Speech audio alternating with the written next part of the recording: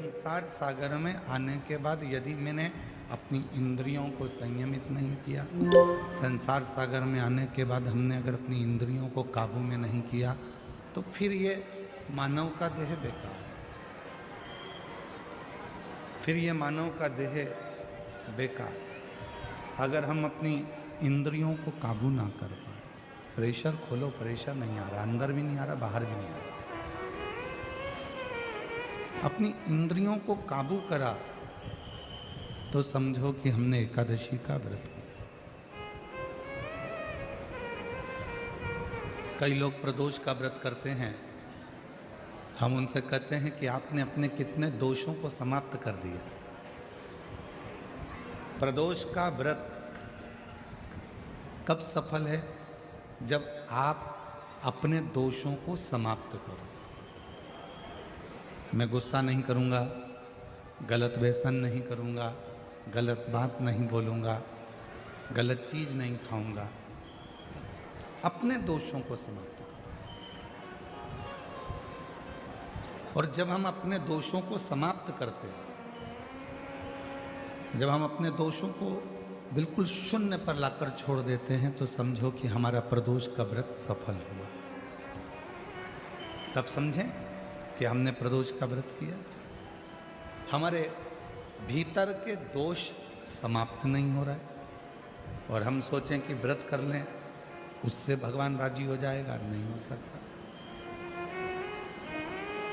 बोल बम का नारा है सारी समस्या का हल। श्री शिवाय, श्री शिवाय। अपने भीतर के दोष को जिस दिन हमने समाप्त किया, उस दिन परमात्मा हमको मिले। आज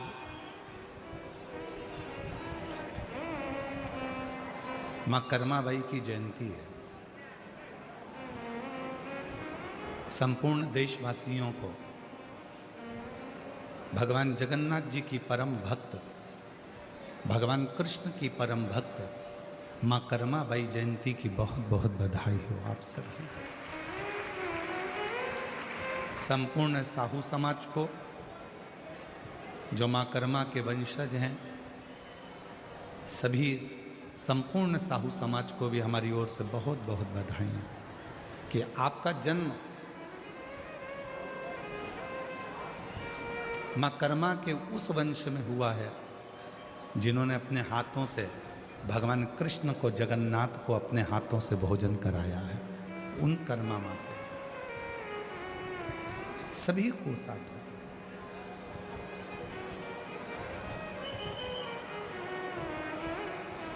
भक्ति, विश्वास, ये दो चीजें हैं। कितनी भी भक्ति कर लो, कितना भी भजन कर लो, कितना भी कीर्तन कर लो, कितना भी मंत्र जाप कर लो, कितना भी स्मरण कर लो, अगर तुम्हारा विश्वास तुम्हारे परमात्मा के प्रति नहीं है, तो फिर तुम्हारा कीर्तन करना, तुम्हारा भजन करना, तुम्हारी भक्ति करना बेकार। पर यदि तुमने विश्वास पूर्ण कर लिया, उसके ऊपर संपूर्ण अपना जीवन का भार सौंप दिया, फिर तुम कहीं जाओ, टीवी पर नाटक देखे होंगे, चित्रहार देखा होगा, और बहुत सारी वीडियो आती थी, मूवियाँ आती थी, सब देखते थे अलग अलग चैनल पर। ईमानदारी से बोलना, आपने भी ये वाला सुबेरे सुबेरे श्रीयंत्र बेचने वाले भी टीवी पर ऐड देते थे। बोलो सही है कि गलत है?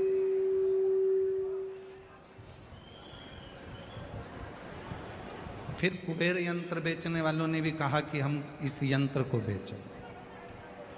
फिर हनुमान जी का यंत्र भी बेचने वाले,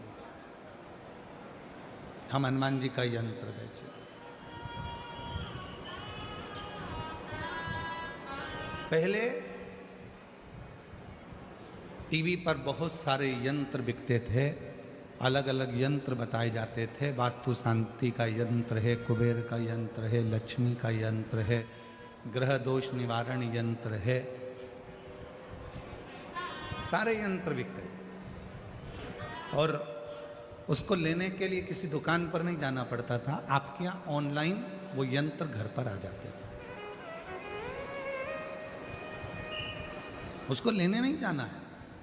आपने टीवी पर एड देखा, मोबाइल पर, फोन पर बात करी, हमको ये यंत्र चाहिए, और वो यंत्र तुम्हारे यहाँ आ जाता है।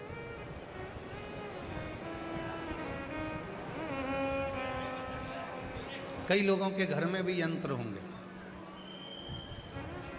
कई लोगों ने पूर्व में वो उन यंत्रों को बुलवाया भी होगा।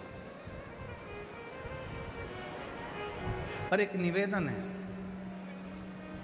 घर में श्री यंत्र रखो, घर में कुबेर यंत्र रखो, घर में ग्रह दोष निवारण यंत्र रखो, घर में वास्तु दोष निवारण यंत्र रखो, घर में तुम चाहो जितने यंत्र रखो। वो यंत्र कब काम करेंगे? वो यंत्र कब काम करते हैं? जब तुम्हारे यहाँ षड्यंत्र ना हो। जिस घर में षड्यंत्र होता है उस घर में यंत्र भी काम नहीं।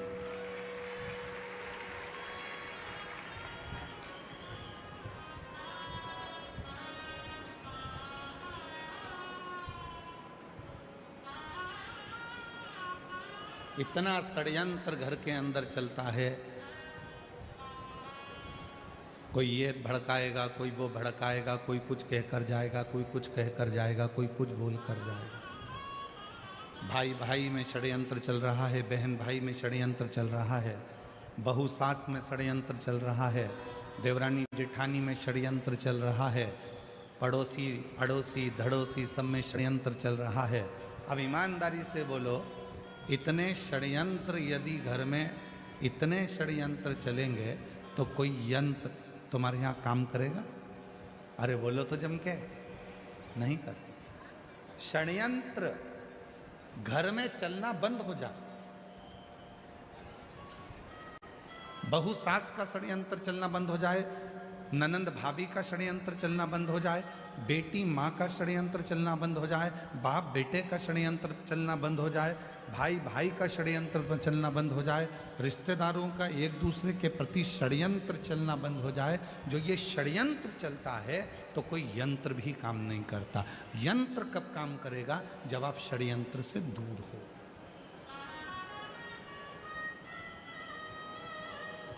भैया टीवी पर बात करी फोन लगा के, हमारे घर में शांति नहीं है, उसका यंत्र भेज दो।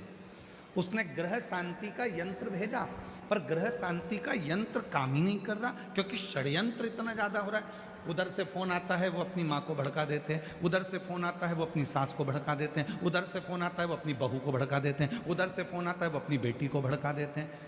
षड्यंत्र इतना चल रहा है कि ग्रह शांति यंत्र भी काम नहीं करता।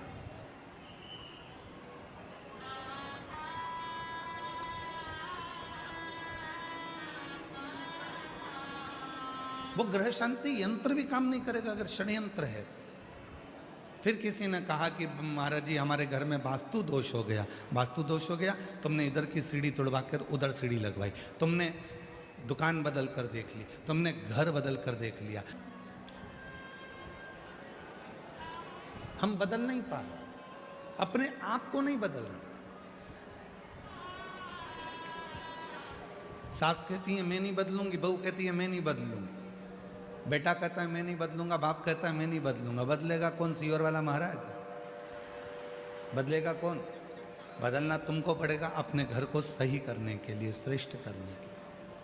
अपने घर का सुख देखना चाहते हो तो अपने आप को बदलो, अपने आप। चंद्रमौली चंद्रशेखर चंद्रेश्वर चंद्रशेखर शिव महापुराण की कथा भूसावल में चल रही है। चंद्रशेखर सीखो, चंद्रशेखर शिव महापुराण की कथा से थोड़ा सा सीखिए कि चंद्रदेव सबको बदलना चाहते हैं।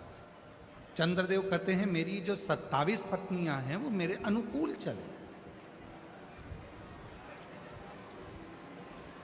और चंद्रदेव की 26 पत्नियां कह रही हैं कि आप हमारे अनुकूल तो चलो थोड़ा सा। दूसरे को झुकाने से पहले अपने आप को झुकना पड़ेगा। एक गुरुजी आ रहे थे घर पर, मम्मी पापा ने, माता पिता ने छोटे से बच्चे को समझा दिया, सुनो आज शाम को 4 बजे गुरुजी आएंगे, ठीक है, प्रणाम करना, ठीक है, दंडवत करना, ठीक है। बच्चे ने कह दिया ठीक है। शाम को 4 बजे गुरुजी आ गए। माँ ने अपने बेटे को बुलाया, बेटे को बुलाकर कहा चलो गुरुजी को प्रणाम करो। बच्चा कहने लगा नहीं करना।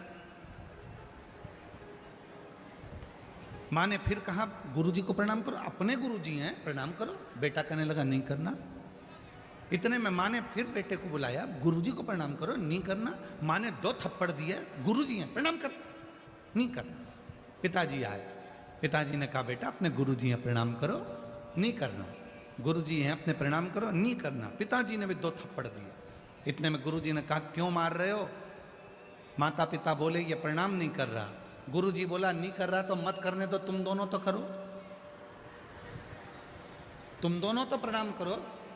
और जैसे ही माता पिता ने झुककर प्रणाम करा, इतने में बच्चे ने साष्टांग दंडवत कर लिया।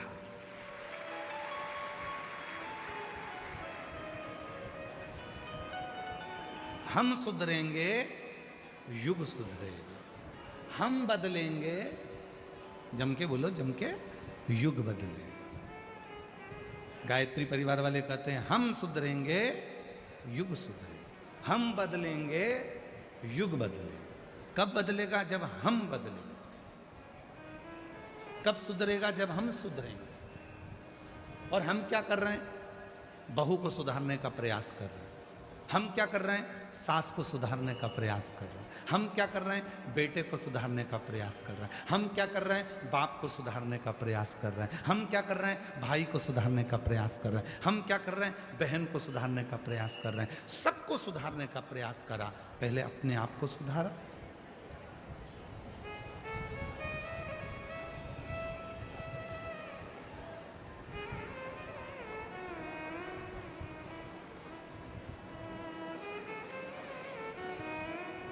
एक प्रवचन देना सरल है, पर प्रवचन देने वाले को भी प्रवचन अपनी जिंदगी में उतारना कठिन है। कथा कहना सरल है, पर कथाकार को कथा अपने अंदर उतारना कठिन है।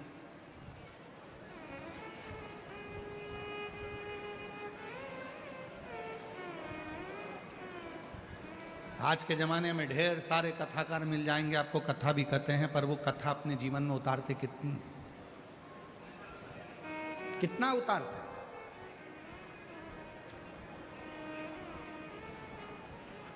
शिव पुराण का ट्रेंड चल रहा है तो शिव पुराण वाचना चालू कर दो। श्रीमद् भागवत का ट्रेंड चले तो श्रीमद् भागवत वाचना प्रारंभ कर दो। रामचरितमानस का ट्रेंड चले तो रामचरितमानस वाचना प्रारंभ कर दो।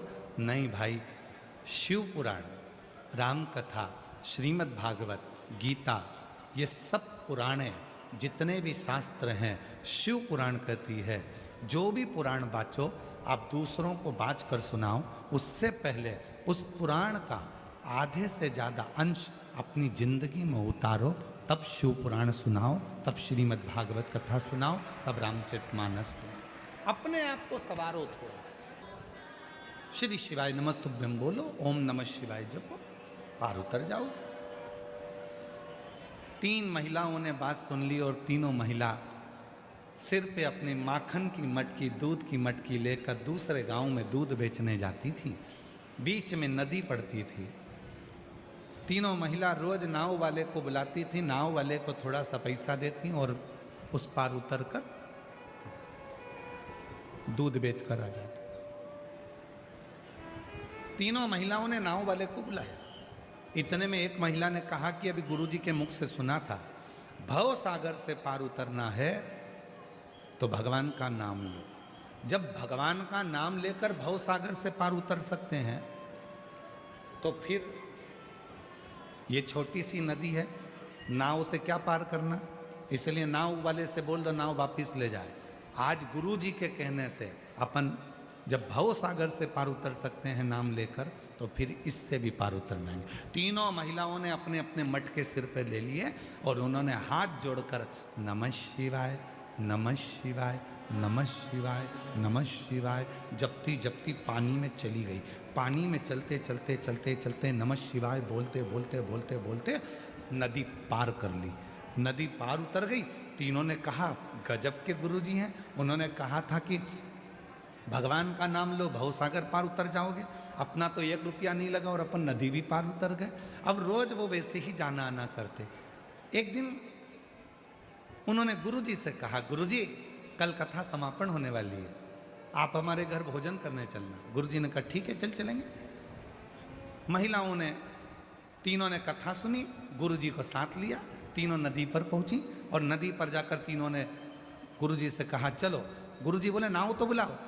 महिला बोली नहीं नहीं, आपने कहा था भवसागर पार उतरना है तो भगवान का नाम लेना पड़ेगा। जिस दिन से हमने सुना था उस दिन से हमने भगवान का नाम लिया और नदी पैदल चलकर पार उतरते हैं। गुरुजी ने कहा पागल हो गई हो, मूर्ख हो क्या, डूब जाओगी, ऐसा नहीं हो सकता।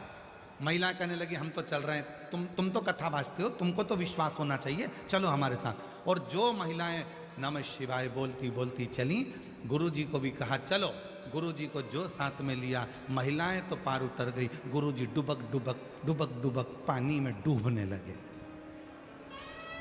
महिलाओं ने उनका हाथ पकड़ा, खींचा और लेकर पार उतर गई। गुरुजी ने महिलाओं के चरण पकड़ लिए कि तुमने मेरी वाणी पर, मेरे पुराण पर, मेरी बात पर भरोसा करा, इसलिए तुम पार उतर जाती हो, और मैं बाँचता हूं तो भी भरोसा नहीं कर पाया, इसलिए डूब जाता, इसलिए डूब। एक कथाकार का सबसे बड़ा नियम होना चाहिए, जितनी कथा वो व्यासपीठ से कहते हैं उतनी कथा को अपने ऊपर भी अमल करें। जब अपने ऊपर अमल करेंगे और फिर दूसरे को कहेंगे तो वो कथा असर करेगी, वो कथा असर।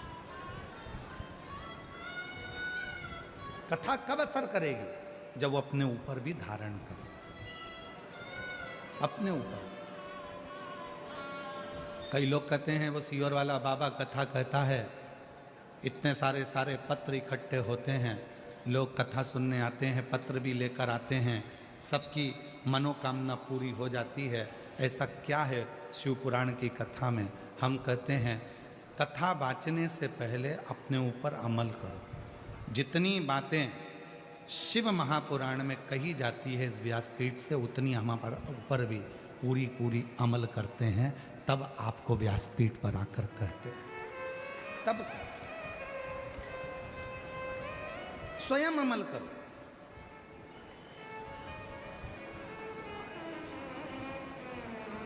शिव पुराण कहती है बीज की बेलपत्र पर शहद लगाकर शंकर जी को लगाकर एग्जाम देने जाओ। शिव पुराण ये भी कहती है साथ में मेहनत करो, परिश्रम करो, रात दिन एक करो, अपनी मेहनत को 4 गुना करो और फिर बेलपत्री पर शहद लगाकर शिव को लगाकर जाओ, तुम्हें सफलता मिलेगी। शिव पुराण कहती है परिश्रम हल्का मत करना, परिश्रम 4 गुना बढ़ाकर करना। शिव पुराण कहती है।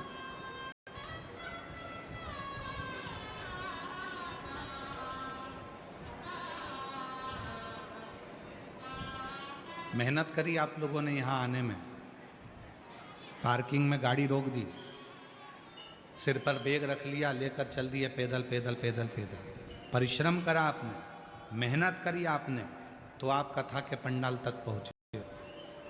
मेहनत नहीं करते तो यहाँ तक पहुँच नहीं पाते, घर पर रहते, अरे भैया इतनी भीड़, अरे भैया ट्रैफिक जाम, हमसे तो नहीं बनेगा, तो फिर नहीं जा पाते।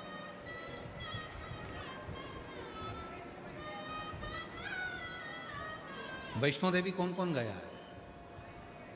सब गए? रखो। सप्तशृंगी माता के मंदिर कौन कौन गया है? सब गए? रखो। जब माता सप्तशृंगी के मंदिर पर जाते हैं, सीढ़ियाँ चढ़ते हैं, धीरे धीरे बढ़ते हैं, तो लोग चिल्ला कर कर पूछते हैं लोगों से, भैया कितना है? चलते जाओ। वैष्णो देवी जाने वालों से पूछते हैं जब थक जाते हैं, क्यों भैया मंदिर कितनी दूर है? चलते जाओ।